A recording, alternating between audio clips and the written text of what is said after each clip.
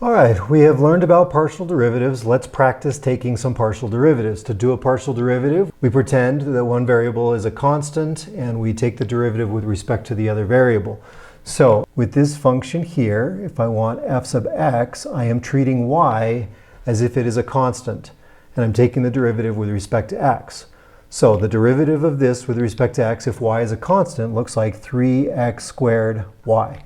Y is just hanging around there as a constant would. For the other partial derivative with respect to y, I am now treating x as a constant and taking a derivative with respect to y. So this looks like constant times variable, and the derivative of constant times variable is just the constant, so I get x cubed. The derivative of y with respect to y is 1, and I'm left with the x cubed.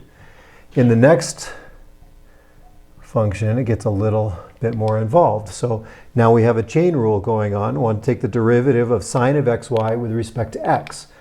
So first I need to take the derivative of the sine function. I have the derivative of the outer function is cosine of xy. And now I have to multiply by the derivative of xy with respect to x. That is y. F sub y is going to be cosine of xy times x. It's very symmetric in this case.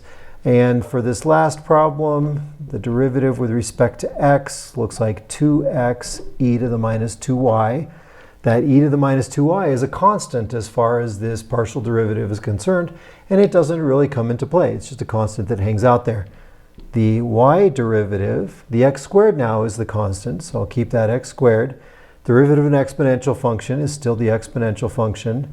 And by the chain rule, I multiply by the derivative of negative 2y, which is just negative 2. So those are some quick examples of partial derivatives. The same derivative techniques are used here: product rule, quotient rule, chain rule, power rule. It's just that we have to think of one of the variables as being a constant when we take our derivatives.